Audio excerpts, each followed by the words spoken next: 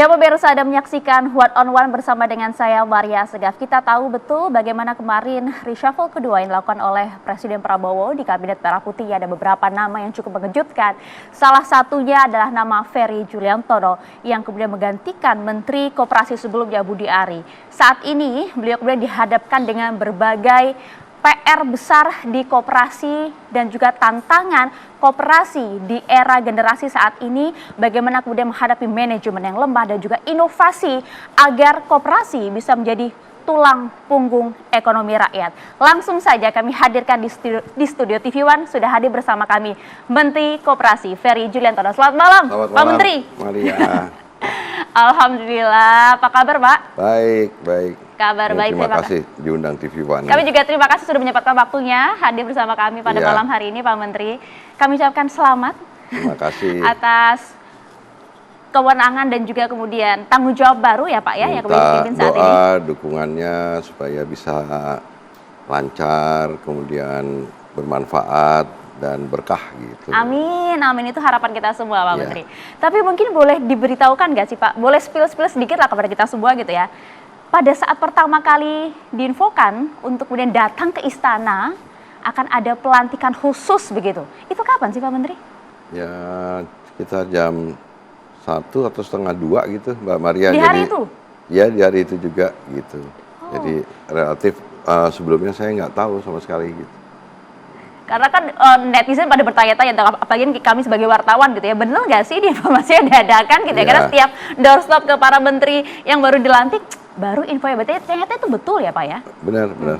Berarti pada saat dengan bersama ketika dengan... itu sedang rapat dengar pendapat gitu, tapi karena undangannya tidak eksplisit menyebutkan apa gitu, jadi ya saya memutuskan untuk diam dan kemudian setelah selesai rapat dengar pendapat baru saya bergegas ke istana dan jam 3 persiapan dari resik dan seterusnya langsung ada pelantikan gitu Mbak Maria. Jadi proses cepat gitu. Tiba-tiba menteri gitu ya. Tiba-tiba menteri.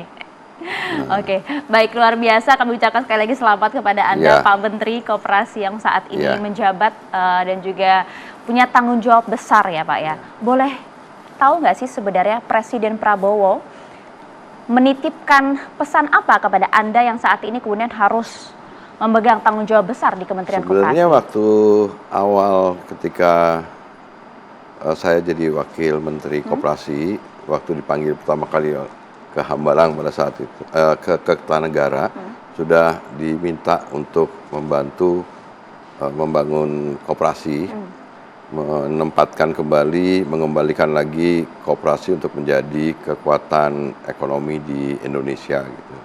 Dan bersama Pak Budi Ari pada saat itu kami bekerja sama di Kementerian Koperasi untuk meletakkan beberapa fondasi dan perubahan-perubahan yang diperlukan untuk bisa Kementerian Koperasi ini mendorong koperasi baik dari sisi bagaimana secara digital koperasi juga friendly lagi, kemudian rebranding koperasi bisa dikenal lagi ke kalangan, terutama di kalangan generasi muda, milenial, kemudian juga dari sisi pengembangan bisnisnya, karena memang sebelumnya koperasi ini kan banyak orang yang bilang jadul, karena memang hampir berapa dekade ini, berapa puluh tahun ini koperasi ketinggalan dibandingkan dengan badan usaha milik negara dan badan usaha swasta. Ya, itu kan yang kemudian diperbincangkan saat ini begitu kan Pak Menteri. Kalau ngomongin soal koperasi biasanya yang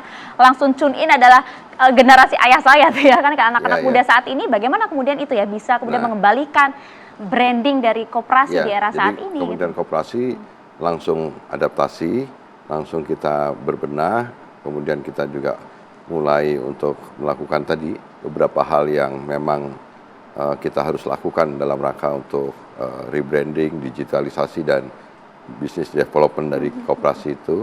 Tapi di tengah perjalanan itu kan kemudian Pak Prabowo juga memanggil kami bahwa Presiden punya rencana membentuk dan mengoperasikan 80.000 koperasi desa kelurahan Merah Putih itu. dan dikeluarkan Inpres nomor 9 tahun 2025, kemudian dilanjutkan dengan Kepres nomornya 9 juga tahun 2025. Isinya itu tentang percepatan pembentukan koperasi desa Kelurahan Merah Putih. Itu melibatkan hampir 18 kementerian lembaga dan termasuk juga daerah. Nah, kemudian provinsi, kabupaten, kota. Kemudian di Kepresnya dibentuk Satgas yang dibentuk diketuai oleh Pak Zulkifli Hasan selaku Menko Pangan. Kemudian ada wakil ketuanya Pak Menteri Koperasi dan lain sebagainya. Plus dengan saya yang kebetulan di Kepres itu ditunjuk sebagai koordinator ketua pelaksana harian Satgas pembentukan koperasi desa Kelurahan Merah Putih dengan didampingi oleh beberapa wakil menteri, dan Satgas provinsi itu gubernur langsung memimpin jadi ketua Satgas di provinsi, bupati wali kota langsung jadi ketua Satgas di kabupaten kota. Nah, dalam proses tahap pembentukan itu saja kita sudah banyak sekali melakukan beberapa relaksasi regulasi kebijakan yang kemudian akhirnya alhamdulillah kita dalam waktu kurang lebih hampir 4 bulan kita rampungkan tahap pembentukan 80.000 koperasi desa di seluruh Indonesia. Ini relatif hampir seluruh Indonesia nih. Jadi tanggal 21 Juli kemarin sudah diresmikan, launching oleh Pak Prabowo Subianto sendiri di Klaten, dan sekarang saya baru saja dari Lebak meresmikan operasionalisasi koperasi desa Kelurahan Merah Putih yang ada di sana. Jadi ini tahap pembentukannya memang setelah Juli, Presiden ingin sebenarnya Oktober mulai operasional. Jadi ada tenggat waktu dari mulai April sampai dengan Juli kita rampungkan seluruh proses persiapan operasionalisasinya. Nah, dalam tahap persiapan operasionalisasi ini itu kita akan harus menyiapkan pelatihan kepada pengurus-pengurus dan pengawas koperasi desa Kelurahan Merah Putihnya. Kemudian yang kedua kita mempersiapkan sistem informasi manajemen koperasi desa supaya data-data yang dari desa itu sudah kita konsolidasikan, kemudian kita nantinya akan dipergunakan untuk mulai pengawasan, mulai perencanaan, mulai segala macam itu udah akan kita masukkan dalam sebuah sistem informasi manajemen koperasi desa. Kemudian yang berikutnya juga kita persiapkan adalah tentang model bisnis, karena model bisnis ini ada dalam tanggung jawab Kementerian Koperasi. Model bisnis yang dimaksud itu adalah bagaimana nanti supaya supply chain terhadap koperasi-koperasi desa ini bisa dilakukan. Karena koperasi desa ini Pak Prabowo, Presiden ingin satu, koperasi desa ini berfungsi sebagai penyalur barang-barang, kebutuhan yang dibutuhkan oleh masyarakat desa. Ada aksesnya lebih dekat ya kan? Jualan gas LPG 3 kilo, jualan pupuk bersubsidi, kemudian jualan minyak, kemudian jualan semua barang-barang gitu. Nah, itu kan perlu ada model bisnis antara BUMN maupun swasta dengan koperasi desanya.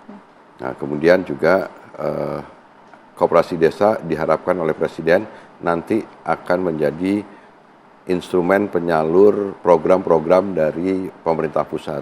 Apakah Bansos, BLT, PKH, dan lain sebagainya.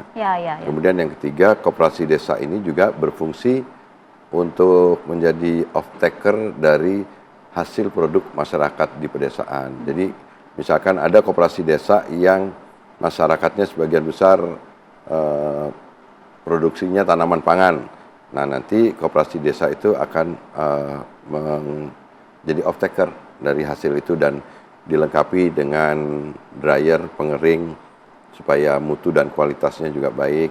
Kemudian juga ada koperasi desa yang masyarakatnya hasilnya itu mungkin ada yang di hortikultura, sayuran atau buah-buahan, itu nanti koperasi desanya akan dilengkapi dengan peralatan misalkan seperti namanya kontrol atmosfer storage, pengatur suhu supaya tidak mudah rusak dan lain sebagainya. Kemudian ada juga Lengkap koperasi fasilitasnya. desa yang ada di nelayan dan pesisir, itu juga nanti akan dilengkapi dengan cold storage. Jadi diharapkan dengan keberadaan koperasi desa Kelurahan Merah Putih ini, ekonomi akan bergerak, masyarakat akan diedukasi dan diberikan literasi supaya mereka menjadi produktif kembali, dan kemudian koperasi desa ini diharapkan bisa menghilangkan praktek rentenir, tengkulak, dan kemudian membebaskan masyarakat di pedesaan dari pinjaman online dan Ya, itu segala dia. macam. Dan juga dalam konteks penyaluran barang-barang ini, itu pemerintah memangkas beberapa regulasi yang kemudian dianggap terlalu panjang, sehingga harga-harga barang-barang itu nanti makin ke desa, makin lebih murah dan terjangkau. Oke, karena kan kita tahu ya Pak, ini merupakan cita-cita dari Presiden Prabowo untuk bisa menggerakkan roda perekonomian langsung dari tingkat terendah di daerah, langsung jemput bola melalui koperasi Merah Putih ini kan? Karena memang sebenarnya kan sesuai dengan amanat pendiri Republik, para tokoh-tokoh bangsa yang apalagi kemudian tercermin di dalam Undang-Undang Dasar 45, khususnya pasal 33, itu koperasi itu adalah sokoguru perekonomian nasional. Dan oleh karena itu Pak Karno, terutama juga Bung Hatta, itu bersama dengan para tokoh-tokoh, termasuk juga di situ ada Pak Margono Joyo Hadikusumo yang juga merupakan kakek dari Presiden Prabowo Subianto, meletakkan bagaimana operasional dari koperasi di Indonesia.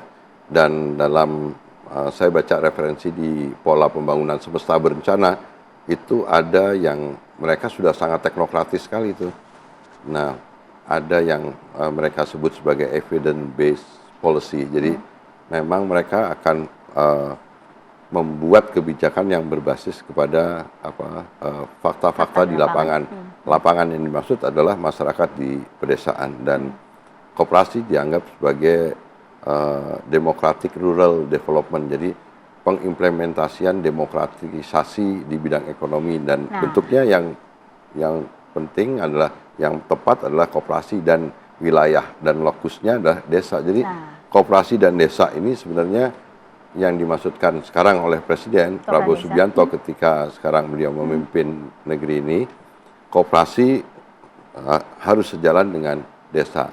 Jadi koperasi desa ini bermakna dalam waktu 4 bulan kemarin kita bentuk itu, membentuk 80.000 badan usaha koperasi di 80.000 desa. Banyak yang nggak ekspektasi bisa secepat itu. Dan memang ini cita-cita Presiden yang beliau yakin betul bahwa kalau koperasi ini beroperasi di desa dan bisa mampu melakukan tujuan-tujuan yang tadi saya sampaikan seperti itu, diharapkan nanti roda perekonomian di desa bergerak, tumbuh, kemudian juga yang tidak boleh kita lupakan bisa menjadi alternatif pembukaan lapangan pekerjaan. Karena nanti kan pengurusnya itu udah berapa, pengawasnya berapa, belum lagi nanti akan ada pengelola, manajer koperasi, yang itu juga akan jadi alternatif masyarakat di desa, terutama kalangan generasi muda, khususnya milenial, bisa menjadikan koperasi ini menjadi alternatif pekerjaan di mereka. Keterlibatan milenial dalam koperasi desa? Harus dong. Problem di desa ini karena tidak ada kesempatan pekerjaan, tidak ada lapangan pekerjaan, menyebabkan banyak sekali masyarakat desa, anak-anak muda di desa pindah urbanisasi ke kota, menjadi karyawan, menjadi buruh, pekerja, maupun menjadi pekerja di sektor informal. Dengan harapan dengan ini, nanti mereka nggak usah lagi ke kota, mereka bisa bekerja, dan kita jadiin koperasi ini jadi keren lagi gitulah. Nah, keren lagi, jadiin koperasi lebih keren lagi. Tertarik juga dengan apa yang Anda sampaikan tadi mengenai SDM dari koperasi Desa Kelurahan Merah Putih ini, yang juga sempat kan kemudian disinggung juga pada saat RDP kemarin terkait dengan SDM ini, bagaimana kualitas dan juga kapabilitas dari SDM di 80.000 koperasi desa Kelurahan Merah Putih ini di bawah kepemimpinan Menteri baru, Menteri Koperasi Ferry Juliantono. Sesaat lagi kami akan bahas untuk Anda di One on One.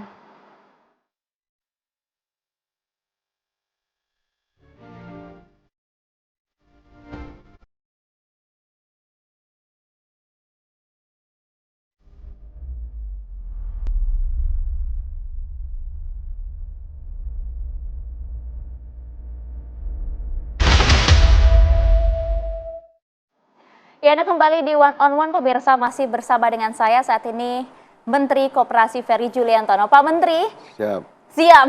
Tadi kan Anda sempat sampaikan baru pagi tadi sudah sempat mengunjungi Lebak Banten untuk melihat bagaimanakah pengoperasionalan dari koperasi desa ini ya Pak. Ya. Meskipun kita tahu Pak, kendalanya sebenarnya tidak sedikit pula untuk menjalankan koperasi desa ini, dari mulai segi tata kelola seperti apa, SDM, bahkan juga pendanaan yang tentu resikonya juga cukup tinggi Pak. Bagaimana sebenarnya proses pendistribusian pendanaan bagi setiap koperasi desa ini Pak? Kalau sekarang sudah berjalan, paralel adalah penyiapan pengurus pelatihan, supaya mereka tahu bagaimana cara kerja koperasi. Kemudian juga mulai minggu lalu sudah kita roadshow dalam rangka untuk mensosialisasikan manual book dari masing-masing Bank Himbara yang berisi tentang tata cara pencairan plafon pinjaman yang disediakan dari Bank Himbara kepada koperasi-koperasi desa ini.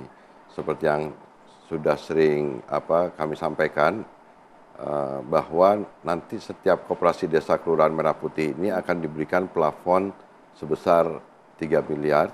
Dan kemudian sekarang sosialisasinya sudah jalan, kami selalu didampingi oleh masing-masing Bank Himbara, meskipun juga tidak hanya Bank Himbara tapi juga ada bank daerah, ada dari lembaga pengelola dana bergulir yang ikut juga membantu, tetapi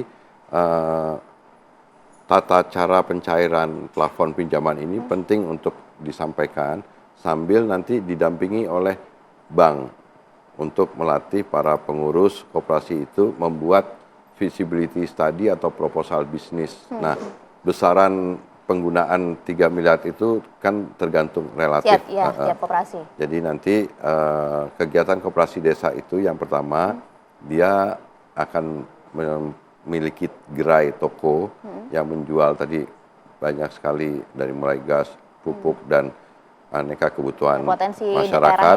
Yang kedua, diharapkan koperasi desa itu juga bisa mengelola apotik desa, klinik desa, kemudian juga perkreditan. Saya nggak menggunakan istilah simpan pinjam, tapi perkreditan.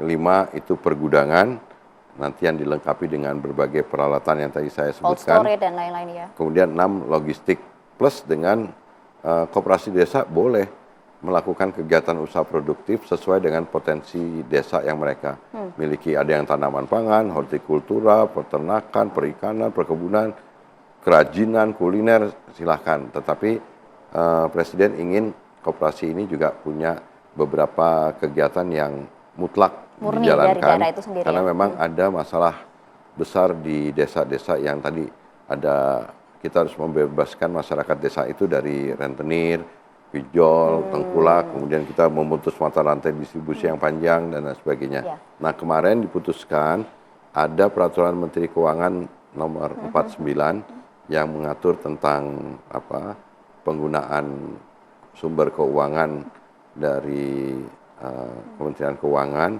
dan kemarin sudah keluar peraturan Menteri Keuangan nomor 63 tentang tata cara penempatan itu, yang jumlahnya kemarin 16 triliun yang berasal dari sisa anggaran lebih. Nah, itu berarti 16T ini dari APBN? Dari APBN, tapi sisa anggaran lebih itu. Nah, tetapi tadi kami baru saja berkomunikasi dengan Kementerian Keuangan, ternyata sekarang sudah boleh menggunakan uang dari Bank Himbara itu, karena Menteri Keuangan yang baru sekarang sudah membuka keran lebih besar lagi untuk bisa menggerakkan koperasi desa. Jadi sekarang sekarang sudah boleh pengajuan pinjaman dari koperasi desa kepada bank-bank Himbara. Artinya ada tambahan untuk anggaran dari setiap koperasi desa? Tambahan, saya kurang tahu persis, tetapi mungkin dari sumber yang oleh Kementerian Keuangan digeser untuk bisa digunakan kepada Bank Himbara dalam rangka untuk melakukan pembiayaan kepada koperasi desa itu. Tapi sekali lagi saya tegaskan, Mbak Maria, ini bukan bantuan, ini pinjaman.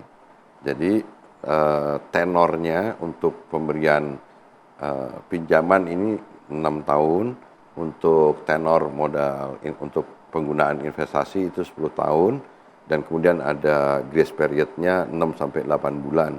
Dan itu sangat ringan sebenarnya untuk sebuah badan usaha seperti koperasi desa ini untuk memulai usahanya. Oke, kalau kalau kemudian modal ya, itu memang harus dibantu karena kan koperasi itu beda dengan badan usaha korporasi.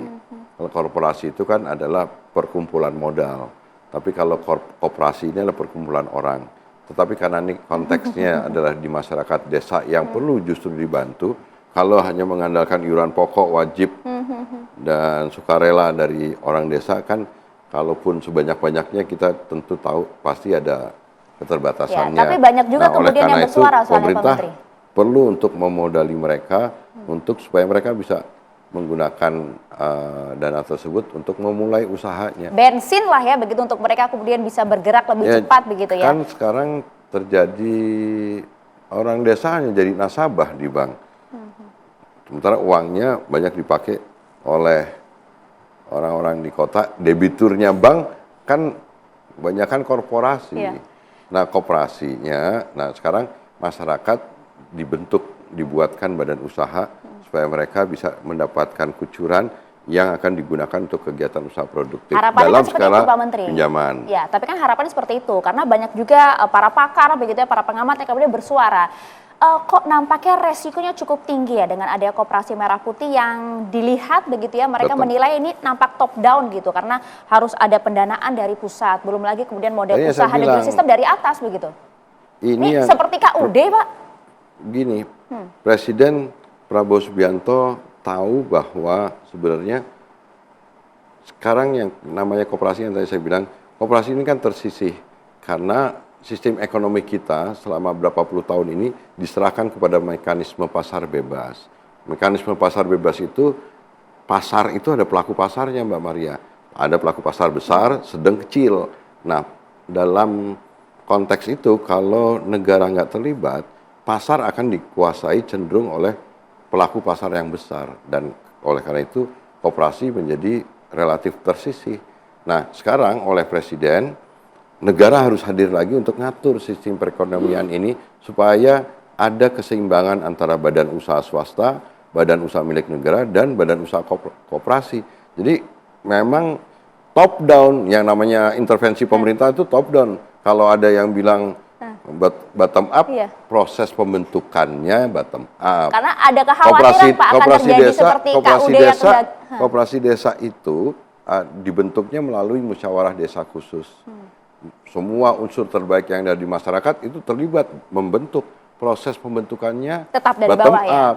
Tapi kalau dukungan pemerintahnya gimana nggak top down? Nah, justru negara harus terlibat. Ini keinginannya Presiden Prabowo Subianto. Jadi menurut saya ini adalah satu bentuk keinginan Presiden untuk bagaimana caranya masyarakat di pedesaan ini ikut terangkat kembali, dan badan usaha yang tepat itu adalah koperasi gitu. Desa itu tadi. Tapi bagaimana Anda menjawab Pak Menteri kekhawatiran banyak orang mengenai koperasi desa yang dinilai ada kemiripan dengan kalau KUD tadi, itu tadi yang dinilai kurang berhasil hingga saat ini. KUD dalam akhir periode waktu ketika sebelum ada IMF, KUD punya andil besar membuat Indonesia swasembada beras. Kenapa? Pada saat itu. Karena KUD dilengkapi dengan gudang-gudang lantai kering yang kemudian itu bisa menjadi tempat menampung hasil gabah dan beras dari petani Indonesia. Ingat waktu itu pernah kita swasembada. Tapi KUD ini menurut saya kalah karena International Monetary Fund, Michael Kamdesu pada saat itu memaksa pemerintah Indonesia untuk menyerahkan sistem perekonomian Indonesia kepada sistem ekonomi yang tadi diserahkan kepada mekanisme pasar itu. Dan karena mekanismenya pasar bebas, akhirnya ya membuat koperasi menjadi KUD yang tadinya maju, kemudian berangsur-angsur kehilangan relevansinya, kalah bersaing dengan korporasi-korporasi itu. Koperasi desa ini beda? KUD akhirnya banyak yang kemudian tinggal melakukan kegiatan simpan pinjam. Betul. Tapi saya harus ngasih tahu ke Maria, kita harus menghormati KUD-KUD untuk tetap melakukan dan mempertahankan eksistensi mereka dengan melakukan kegiatan simpan pinjam, karena itu bentuk mekanisme bertahannya KUD ini. Dan buktinya sekarang KUD kita akan libatkan kembali. Tapi tertatih-tatih mereka, Pak. Karena pemerintahnya, pemimpinnya abai terhadap koperasi. Lupa kalau koperasi itu adalah soko guru perekonomian nasional. Lupa baca-baca Undang-Undang 45 lagi. Lupa baca pasal 33. Hampir sekian puluh tahun pasal 33 itu diumpetin di laci itu. Jadi menurut saya sekarang justru Presiden ingin meneruskan cita-cita para pendiri Republik dan ingin mengembalikan lagi arah pembangunan ekonomi ini sesuai dengan Undang-Undang 45 dan khususnya pasal 33. Dan ini menurut saya benar. Jadi para pendahulu negeri ini, pendiri Republik ini sekarang tersenyum gembira lagi. Dan karena cita-citanya sekarang diteruskan lagi dalam pemerintahan Presiden Prabowo Subianto, dan kebetulan Kementerian Koperasi punya amanat untuk bisa mengemban tugas ini. Insya Allah mohon doanya kita bisa menjadikan Koperasi Desa Kelurahan Merah Putih ini menjadi proyek yang program negara, bukan proyek nih, program negara yang akan menjadikan masyarakat desa itu naik lagi derajatnya, dan koperasi sebagai badan usaha dia bisa ngejar ketinggalan dari BUMN dan korporasi. Itu dia PR-nya berat loh Pak, itu nggak mudah itu PR-nya kan. Pasti nggak mudah. Menterian baru tapi lagi. Insya Allah dengan rencana yang baik, dengan pendekatan yang baru, karena sekarang juga ada teknologi, kita sekarang juga udah bisa sistem informasi manajemen koperasi desa itu sekarang ada istilahnya microsite yang sekarang kita sudah mulai konsolidasikan. Kita juga pengurus-pengurus koperasi desa ini kita analisa ini talentnya itu menggunakan artificial intelligence untuk bisa tahu pengurus-pengurus ini cocok nggak ini megang keuangan, cocok nggak ini megang manajemen. Ngomong-ngomong soal pengurus dan pengawas, Pak Menteri, ini kayaknya kami mendengar angin segar dari tadi Anda menjelaskan bagaimana Koperasi Merah Putih ini. Kami jadi punya harapan begitu Pak soal koperasi.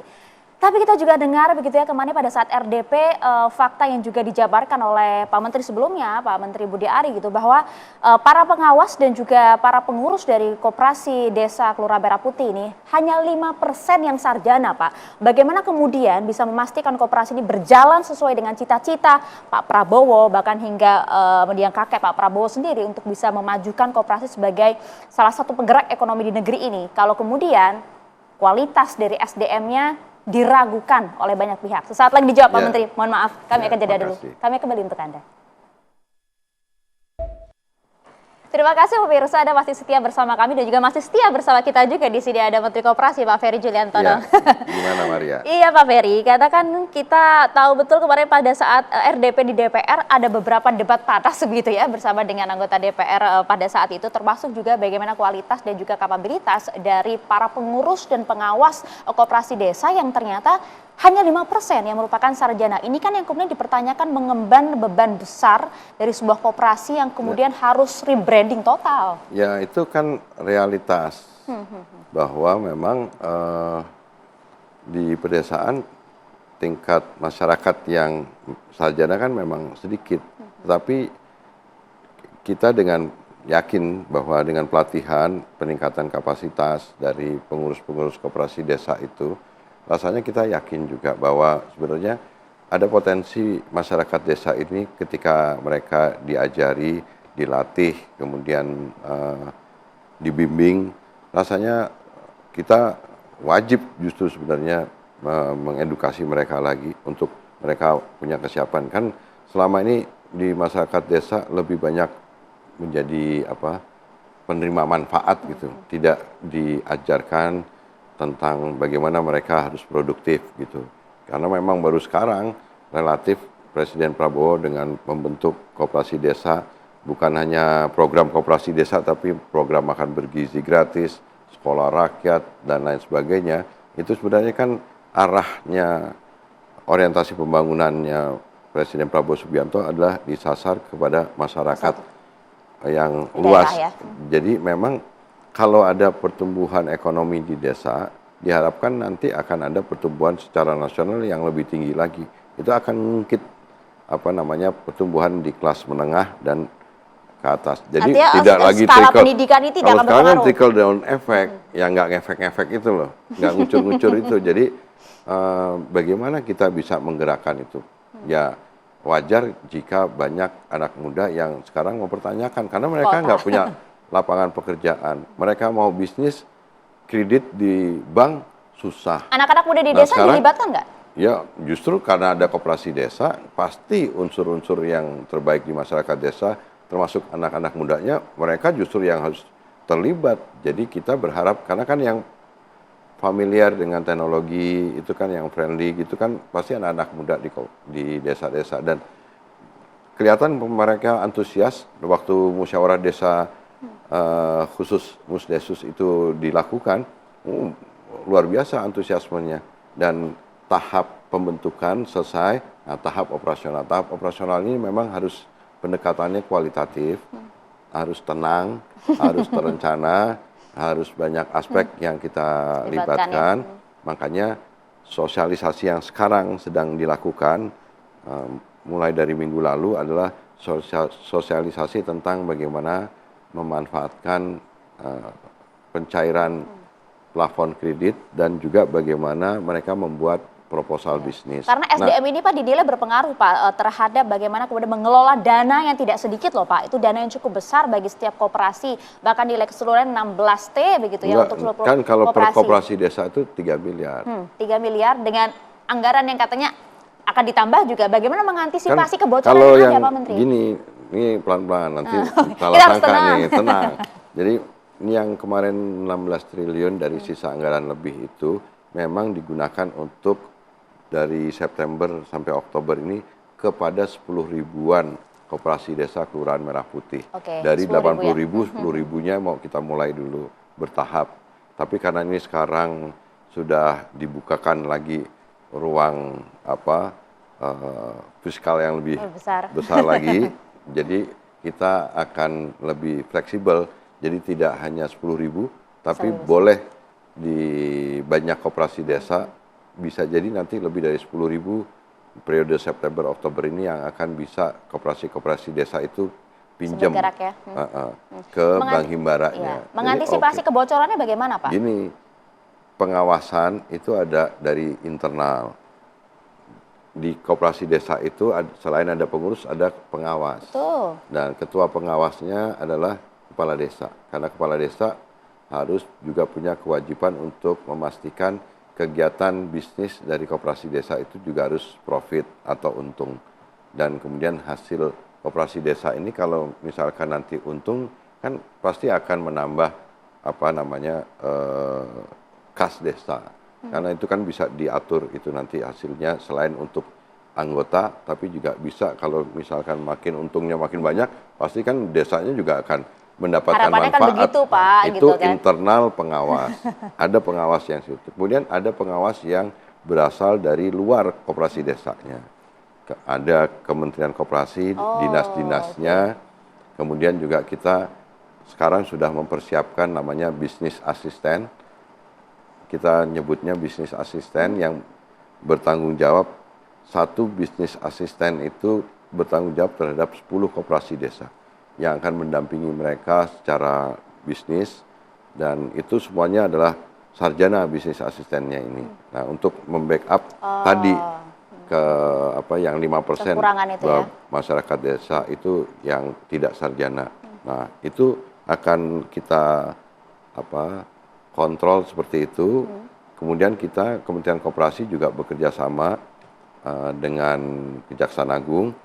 Karena Kejaksaan Agung ini punya aplikasi dan aplikasi Jaga Desa. Dan di dalam aplikasi Jaga Desa itu kita tinggal menambahkan fitur baru aja namanya fitur Koperasi Desa. Nah, nanti aparatur Kejaksaan Agung juga melakukan kontrol juga terhadap itu. Kemudian nanti pengawasan ketika sistem informasi Koperasi Desa ini sudah mulai terkonsolidasi dengan baik, kan kita tinggal melihat dari dashboard masing-masing.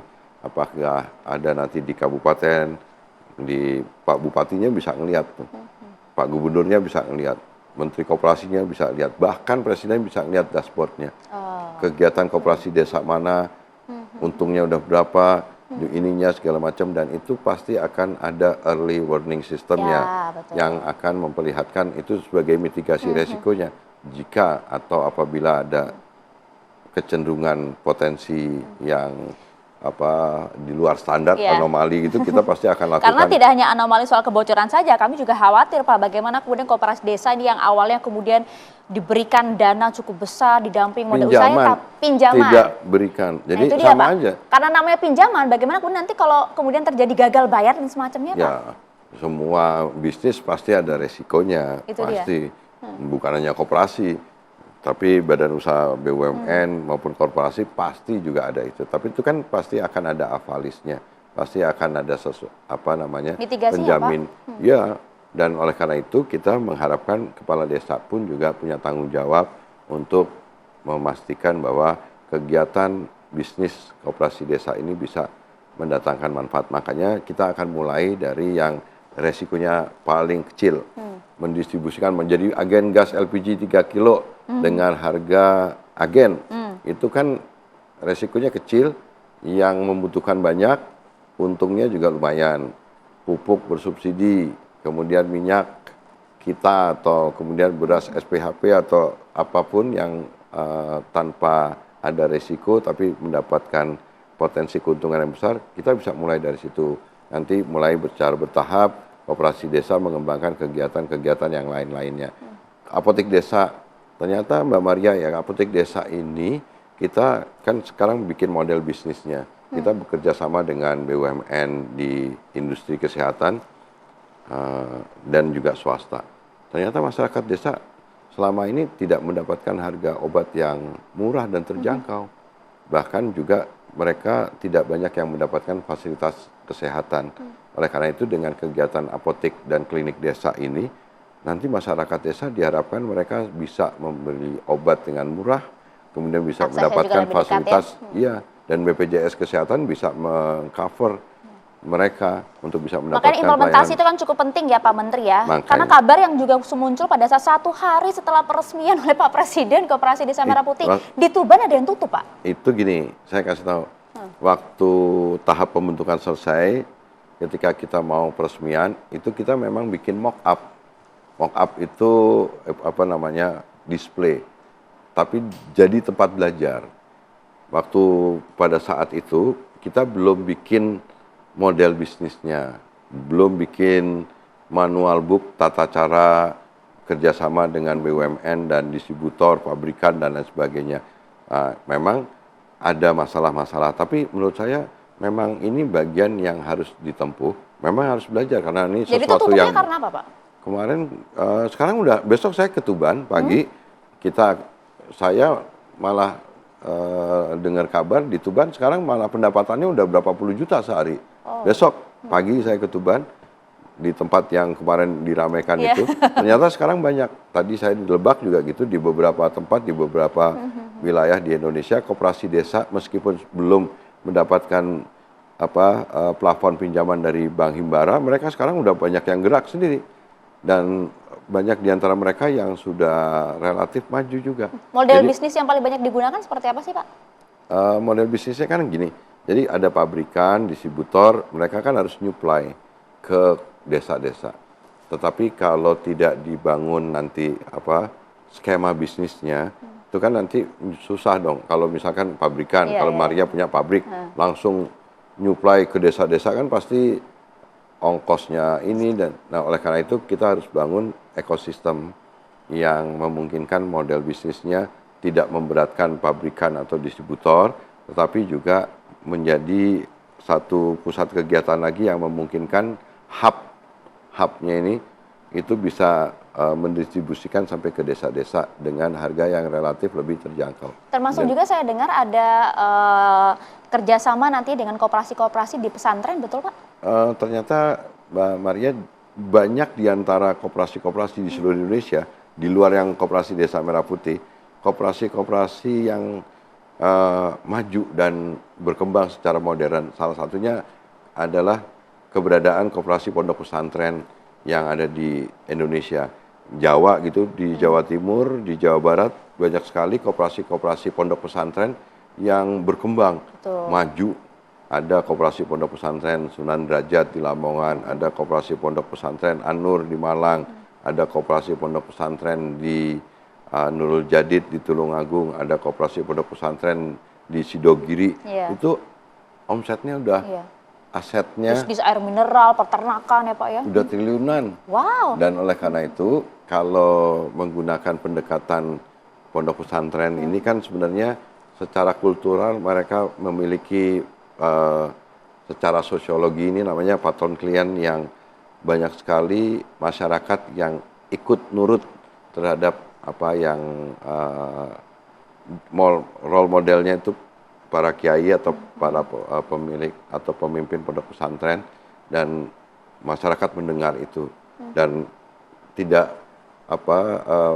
makanya pondok pesantren itu banyak yang koperasinya itu juga berkembang karena memang secara sosiologis terbantu dengan dukungan masyarakat itu. Dan saya yakin dengan kerjasama antara koperasi pondok pesantren yang nanti kita arahkan untuk menjadi semacam kakak asuh gitu, untuk membina dan membimbing koperasi-koperasi desa yang ada bukan dilebur ya Pak ya? Enggak. Mereka kita bangunkan ekosistem yang memungkinkan koperasi desa ini juga bisa diajari gitu. Dan misalkan bukan hanya koperasi pondok pesantren, tapi ada kredit union di NTT, ada KUD yang mereka punya gudang-gudang dan aset-aset yang bisa dipergunakan untuk bisa menjadi semacam jaringan koperasi nasionalnya atau hubnya. Ada koperasi desa, tapi nanti di tingkat kabupaten kota ada hubnya gitu, yang akan menjadi distribution channel untuk koperasi-koperasi desa Kelurahan Merah Putih yang ada gitu. Oke, jadi memang banyak inovasi yang akan kemudian dilakukan ya? Ya, saya rasa memang ini program Presiden yang memang kita jalankan dengan menggunakan rencana yang ada di tengah jalan gitu. Jadi ini bukan program yang sudah direncanakan terlebih dahulu, tapi ini adalah wujud keberpihakan Presiden, dan dengan keyakinan Presiden itu yang kemudian harus kita mampu terjemahkan dari Satgas atau dari Kementerian Koperasi maupun dari aparatur pemerintah provinsi, kabupaten, kota, dan bahkan desa. Itu kita harus sadar bahwa ini adalah pilihan ideologisnya Presiden, dan kita harus sadar kita juga jadi aparatur ideologisnya. Ya, jemput bola langsung kepada rakyat, termasuk juga dimungkinkannya ada regulasi yang memungkinkan para koperasi desa ini bisa mengelola sumur rakyat. Betul tidak Pak Menteri? Dijawabnya sesaat lagi Pak Menteri, kami harus jeda, mohon maaf, saat lagi kami kembali untuk Anda.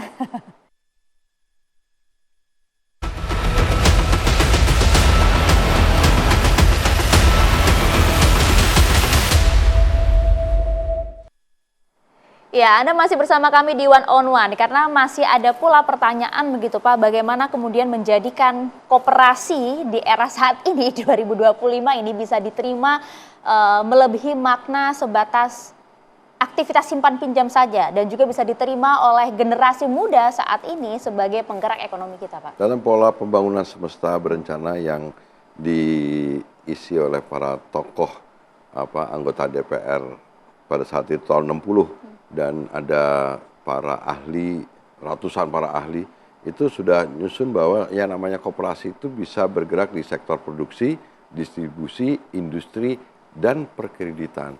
Jadi sebenarnya koperasi ini memang punya potensi yang besar, dan beliau-beliau itu, misalnya Bung Hatta, itu kan belajar bagaimana di Eropa dulu koperasi itu ternyata bisa memajukan ekonomi di negara-negara di Eropa, khususnya di Skandinavian gitu. Nah, di seluruh dunia pun juga sekarang koperasi keren-keren, punya bank, punya kapal, punya pabrik, punya segala macam. Kita bisa kayak gitu Pak ya? Bukannya bisa, kita ini Maria, kita pernah punya bank, namanya Bank Umum Koperasi Indonesia, Bukopin, itu punyanya koperasi, didirikan oleh induk-induk koperasi. Koperasi punya pabrik, ada gabungan Koperasi Batik Indonesia, punya pabrik tekstil yang gede banget. Kemudian ada banyak sekali koperasi yang memang sebenarnya skalanya besar. Koperasi itu tidak identik dengan usaha kecil.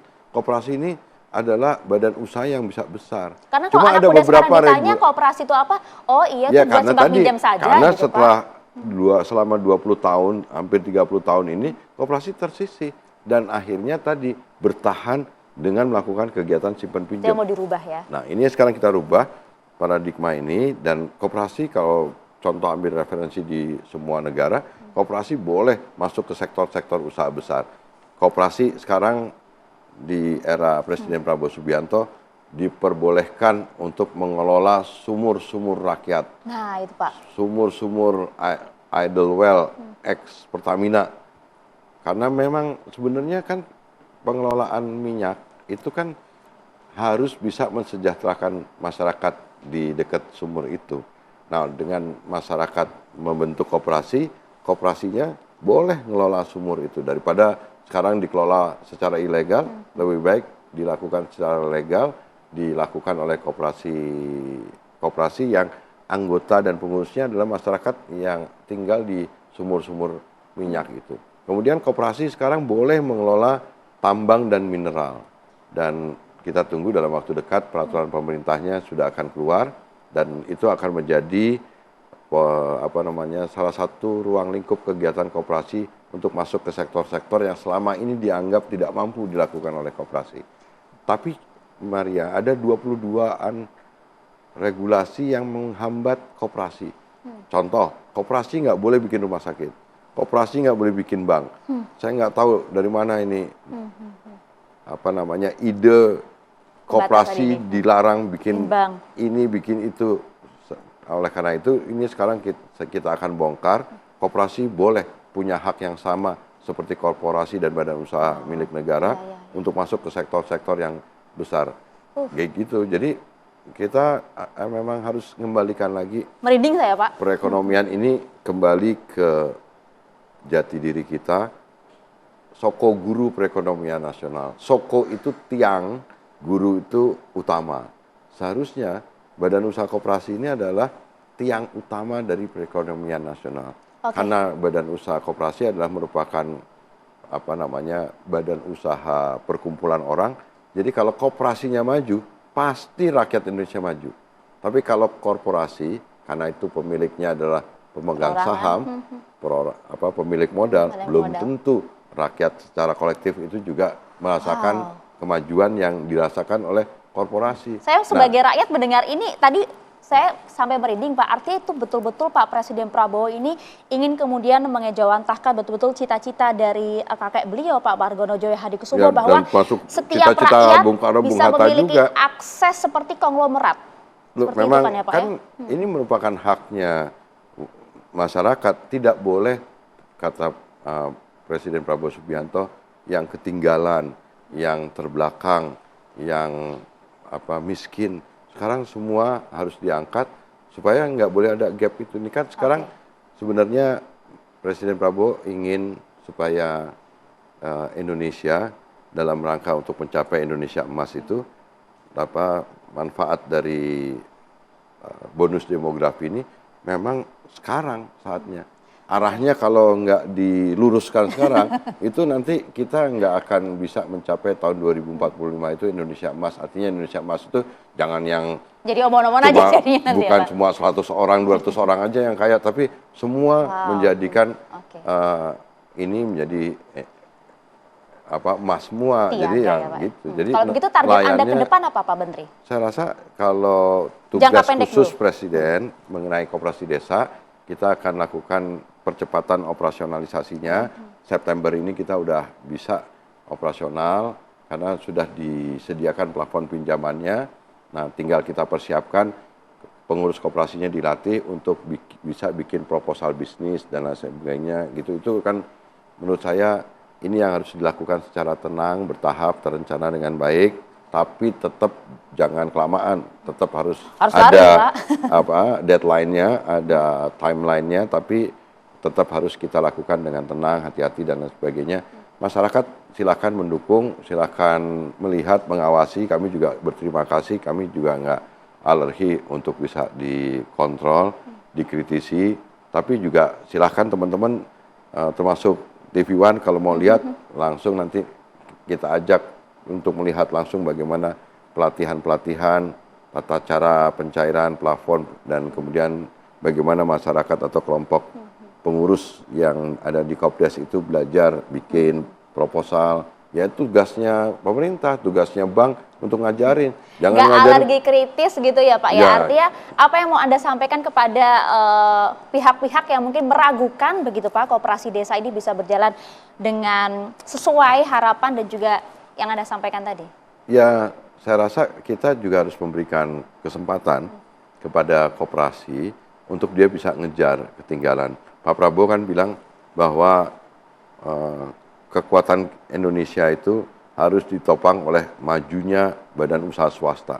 Badan usaha swasta kalau bisa jangan hanya jago kandang, tapi juga kalau bisa jadi pemain kelas dunia. Targetnya semuanya akan berjalan BUMN kapan Pak? juga begitu, yang harus didorong, dan Presiden kan punya Danantara yang bisa menjadi super holdingnya ya. dari BUMN, dan koperasi termasuk koperasi desa Kelurahan Merah Putih ini bisa menjadi instrumen yang penting.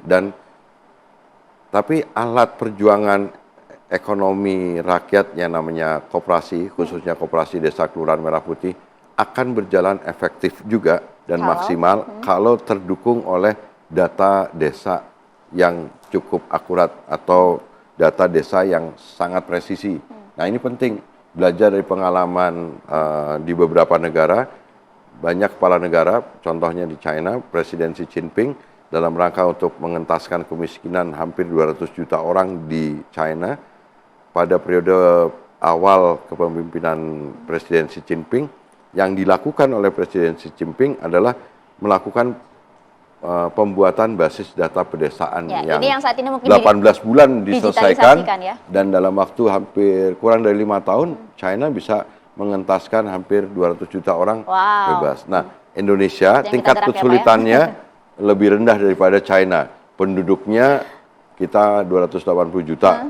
Kemudian banyak orang yang di desa yang terbelakang miskin, itu letaknya paling yang hanya di Papua, pegunungan yang relatif secara fisik sulit terjangkau. Sisanya ya, Pak, ya? Relatif gampang. Dan tetapi kemarin kami juga mengadakan diskusi dengan BPS. Kita ingin sebenarnya data desa presisi ini mendukung kegiatan koperasi desa Kelurahan Merah Putih yang akan menjadi instrumen alat perjuangan ekonomi ini. Jadi instrumen perjuangan alat ekonomi, wah cukup berat sebenarnya, tapi kita taruh harapan besar kepada Anda, Menteri Koperasi yang baru saat ini, Maria, bersama dengan rekan-rekan semuanya. Terima kasih banyak Pak sudah berjuang untuk kami para rakyat. Kami mohon dikontrol betul pengawasan dari operasional Koperasi Desa. Terima kasih banyak. Mohon doa dukungannya.